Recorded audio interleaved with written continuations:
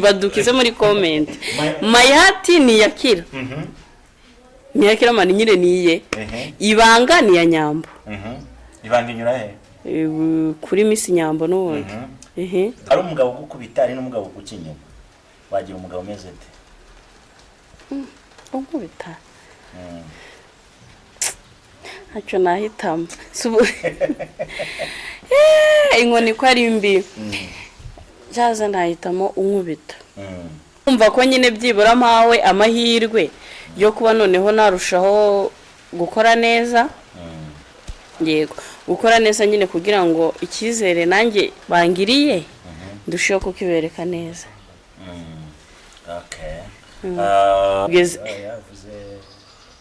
tugeze mu nukuri siri kwiruka umva isiri kwiruka cyane mbibona iri kwirukanga nk'umuntu ugisenga ukibuka kwiyambaza Imana yego system kwibona utenyine kwango twize ngiye kibyaha nibibazo nyine ngewe ndiyo nditse ndasenga nkabwira Imana ngo uyu munsi nyine unyobore undinde ibintu bibi undi shobora gusenga ukabwira Imana uti amaso uyu munsi adakwiye kumbona ntambone ntakubone yego n'amatwi adakwiye kunyumva ntanyumve yego cyakoze mbese ukabwira Imana ubundi wenda nimburi bujye mu mujyi wenda ngiye nkunda kuba ndi mu rugo hari umuntu mushobora guhuramo maze nk'imyaka 3 mutari umumwereko guhura yabona ukuntu umeze kavuga yego nyine tu akaba yagupangira n'ikintu kibi abantu babi babaho abo bantu rero babi ngiye nkunda kwita ngo okay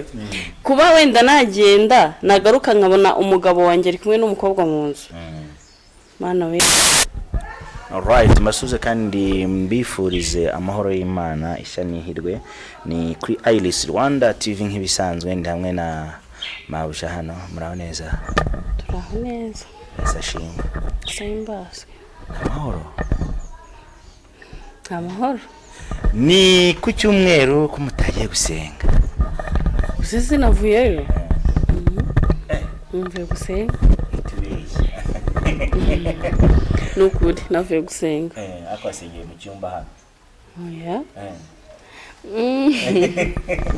oya navuyeyo navuye gusenga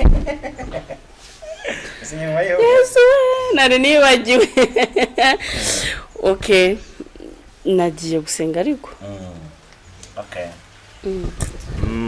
bakumenye nka Madame Jamari muri filme ikiro cy'urukundo ni nayo tugiye kwa tuganiraho iminota mikeya uri tugasoza hundi umaze iminsi hehe uhugiye mu biki naribaze wese nyine ndaho bisanzwe ndi gukora ako nyine filme ikiro cy'urukundo yagarutse yego tutaragera kuri Madame Jamari undi bakwita n'amazina yombi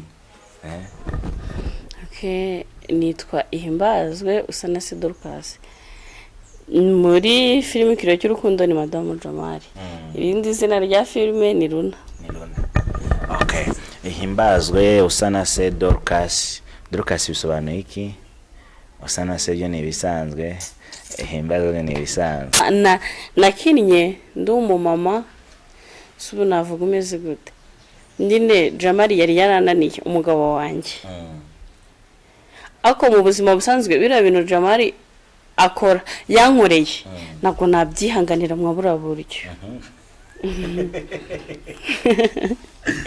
okay kuba wenda nagenda nagaruka nkabona umugabo wanjye ari kumwe n'umukobwa mu nzu Mana we yes uti ngiye nahita nshusha ubuto nuko nyine hari ikintu kiba ku muntu kumva ego oya icyakora wenda nanabushyuhije nahita ngenda ari umugabo gukubita ari n'umugabo kukinyuma wagira umugabo meze ate ungubita hacho nahitamo inkoni ko ari mbi jaza nahitamo unkubita kurata konshi nese sibyo abagabo bose se ko baguruka karingurutsi nyine ubundi ushobora kunca inyuma ariko ukaguma unyubaha abantu bakanyubaha wenda wowe ntubibereke ukaba ubikora ariko nyine ukabikora mu buryo wanyubashye aho nta kibazo ariko guca umuntu inyuma ukanabimwereka ukamuzana mu rugo aho biba bikaze nyine ntabwo nabyihanganira uretse biriya twabonye ubundi mu buzima busanzwe bibaho bibaho ndabizi ko bibaho aho wabyakira ute kuba nka filime irebwa cyane Ikiro cy'urukundo hari abantu bagikunda kandi n'utwizeye ko bazongera bakagaruka bakayireba kuba filime Ikiro cy'urukundo yongeye kugaruka on the market none navuga ngo bitandukanye n'isomo natwe twabonye hari ibyo twanyuzemo mu gihe cyashize hari ibyo twabonyemo hari amakosa tuzi twakoze dugomba gukosora yaba mu buryo bwo kwiyamamaza yaba mu buryo bwo kwishyira abantu kuyihereza abantu ku isoko wabyakira ute kwisanga mu bakinnyi barenze 40 twari dufite twagaremo abakinnyi 9 gusa ngiye byanshimishije cyane kuko buriya wa mugani hari abantu benshi twakoranye badahari batari gukora kandi babishaka rero byamaye icyizere cyo kuma sava atari ko mugabo nkubita nanjye namusubiza dore bakubita ushirwa kabino utaramusubiza abagabo bagira imbaraga ntago hari umusubizo ariko nyine ubwo bibaye ngombwa mbizi kandi nkubita nago yambona mbizi ko mugamba ufite ataramfatirana nyine ngo nkubite wenda afunze gusa wakora iki nakwiruka gusa no wakwirukira ari nka nijoro nakwiruka ushobora kwiruka ukajyanza ukaba wanamwihisha naho kubona gusa no wakwihisha okay uti namahirwe nagira yo kongera kugaragara muri film Ikiro cy'urukundo none harimo abamama bakuze harimo abapapa bakuze ubyakira guti uri kwakitingana nabo nyine ndabikunda mbona nyine iyo uri kwakitingana n'umumama ukuze nyine ubumva ko ibintu uri gukora n'ubundi atari uko wenda uri umwana n'umuntu mukuru nyine aba yabeha agaciro akabikora nyine bigatuma ndushaho nyine kwiyumva ko iki kintu bisaba kugikunda uretse kuba ukina filime ujya ugira umwanya wo kureba andi mafilime yego muri iyi minsi ukurira akahe Mayihati Ibanga Inzira y'umusaraba ni Kiramani nande Kiramani nande abakinnyi bayikina amasike ya nyirayo kugira ngo Mayihati ni ya nyabo oya nuko nyina kwa Kiramani naho ni ya nyabo ugiye kumaka wapi Mayihati ni ya nyabo basi reka tugiho kuri Miss Nyambo n'ubundi dukomeze n'Inzira y'umusaraba ni yande ntabwo nzi nyirayo irimo bande ikinamo Nare y'ingore Fabiola na Roger nyina ko yecano na Alphonsine big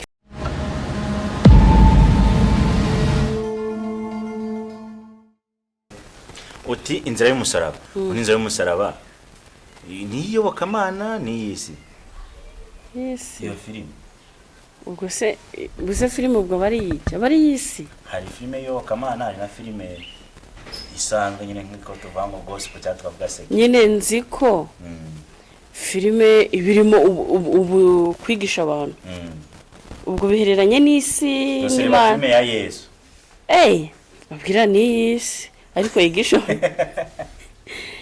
yigisha abantu yego dore umva uzakina filime mu myaka ingahe iri imbere yawe gukina ufite imyaka ingahe ukina filime ubuzima bwanjye bwose kereka amaze gusaza ndi nk'agakecuru gato ariko nabwo nyine barankinisha ibyo ndashobora nakina wakubwira ngo Dorcas ogosha umusatsi wawe ugiye gukina ufite skin head wabikora shagu wambwira ikindi umusatsi wanjye narawusengeye umusatsi wanjye narawusengeye kugira ngo ukuri narawusengeye cyakora wenda ikindi vuga ikindi umusatsi wanjye ukuremo ni icyo turi umusatsi wari waranze kumera se ntago wajya gukura ubwo nta vitamine wari ufite mu mubiri oya ko njya neza ra ko njye tu vitamine twinshi ushobora kuba wumva ko kurya neza ari wowe oya ndi kuvuga vitamine nayo naryaga utuntu twinshi nyine turimo tu vitamine ahubwo ubwo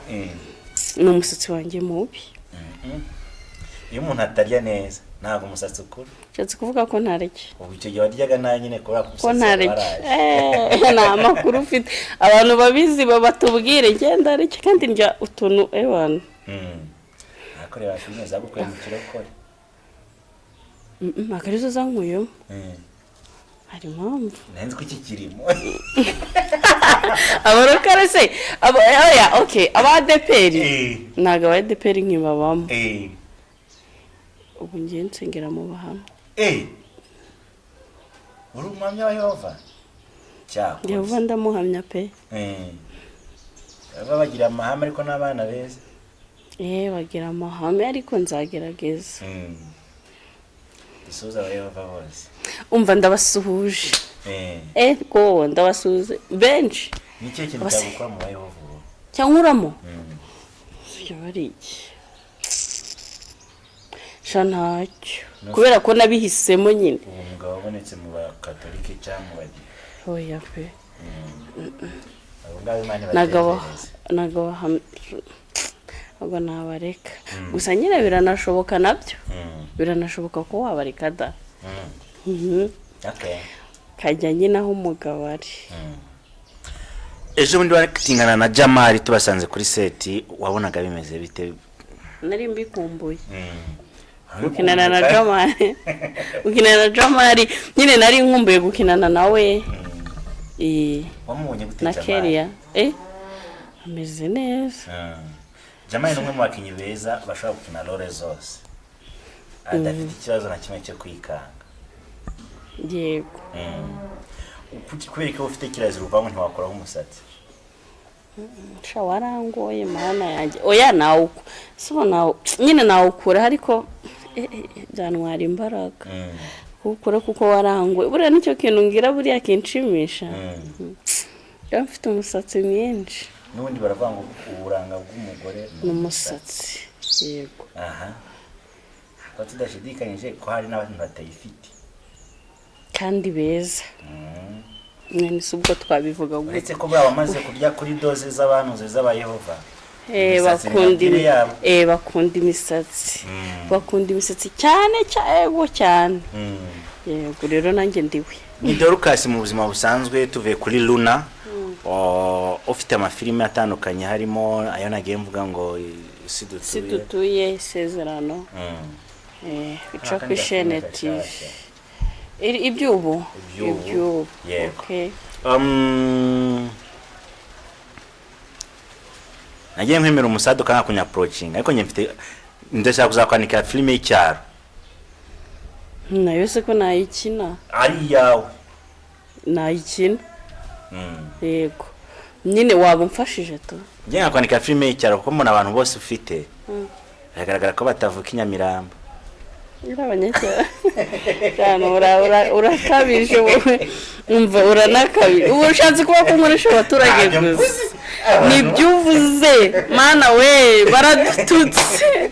Bivuze ko mu bantu nje na musirimu. Harimo abana, harimo abatipe. Nta makuru ufite. Endez. Se ntabwo ubibona? Endez. Mbavuga amazina abakobwa ze nkoresha ni bose. Bose ni beza. Yene ni inama kandi utanzagaruka hano nabikoze. Nzakora kuri mikoro twabikoze. Ndashaka kwandika agafilme k'icyaro tugafata abakinyi batandatu muri bariya ufite mwese mukakitinga muri abanyacyaro. Kubera ko utaduye mu kandi kazarebwa. Reka turi kuri business. Cyaze tukararebwa niyo kabo twa turi mu cyaro kimeze. Niyo twa turi mu cyaro kimeze gute kararebwa. Umva. Nari. Kararebwa.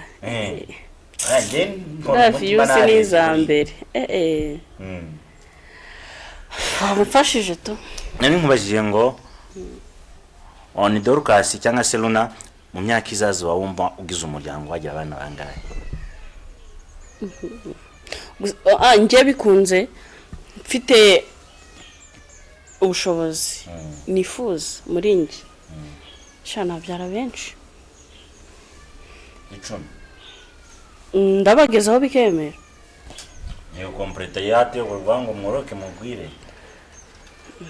akuzwe n'abana ari beza nyine utarabura minerivare bararya neza nyine bakiga ahantu heza bakambara neza nese ubundi kuki utababyara urakomeje sha njye numva nzabyara umwe yewe nkaho waba nta nawe ufite umwana umwe nagiye kugenda kuri Airtel uvuga ngo mbese apfuye ashobora no kudapfa ariko akakurumbira n'ubundi ukabusa n'umuntu udafite umwana wabigenza ute warabyaye nani nko wabyara abana 10 bose bakakurumba oya nagwa wabura umwana urokoka nkuri wenda nka batatu bashobora kukurumbira barindwi bakabaho ukurikije uko ukina filime nuko zikinisha mu bakinyi bagenda bakunyura imbere uretse kuba wafata umuntu kwa kabikeneye hari impano ubonamo zitandukanye kuko nanjye nshobora kwamfata abakinyi 20 ngafata batatu muri bakaba ari bo mbona bashoboye hari gabona umuntu nyine ukabona wenda nuko nta buryo ntawo kumuvugira ako ukabona afite impano yego umuntu agusabye abakinyi batatu uyu munsi wahita ushaka urutonde ukabohereza mu yindi filime yo hejuru nababona muri ku Ishena TV uwa mbere wa Mpaninde wambere naguha ambere naguha ni Grace mu gitsina gore buriye mu batipe naguha Jesse yego wa gatatu naguha Risi hagera isoro mufite naragaragara iwanje ariko azagaragara sibyo azagaragara ngenda nabibabwiye Risi naramumuhaye sibyo wa gatatu nyine mbona abishoboye neza naguha Chantal yo numuma mukina neza oya wano hepfo ego mwe winzobe oya undi harundi okay na Mabrani this Mabrani nazi gukina ngiye abakinyi banje bose barashoboye bose nabaguhuka batwara nukuri barashoboye pe okay tugeze aho umwana ari nyina ntiyumve byabihe Paulo yahanuye generation turi muri kwibona gute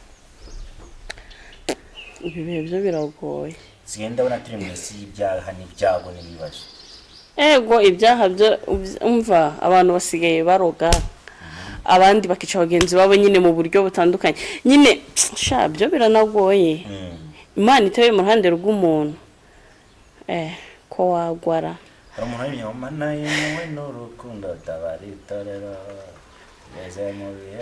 umva yego system kwibona utenyine kwa ngo twize mu gihe cy'ibyaha n'ibibazo nyine ngewe ndiyo ndetse ndasenga nkabwira Imana ngo uyu munsi nyine unyobore undinde ibintu bibi undi ushobora gusenga ukabwira Imana uti amaso uyu munsi adakwiye kumbona ntambone ntakubone yego n'amatwi adakwiye kunyumva ntanyumve yego cyakoze mbese ukabwira Imana ubundi wenda nimburi bujye mu mujyi wenda ngiye nkunda kuba ndi mu rugo hari umuntu mushobora guhuramo maze imyaka 3 mutari umwereko guhura yabona ukuntu umeze kavuga yego nyine tu akaba yagupangira n'ikintu kibi abantu babi babaho abo bantu rero babi ngiye nkunda kwita ngo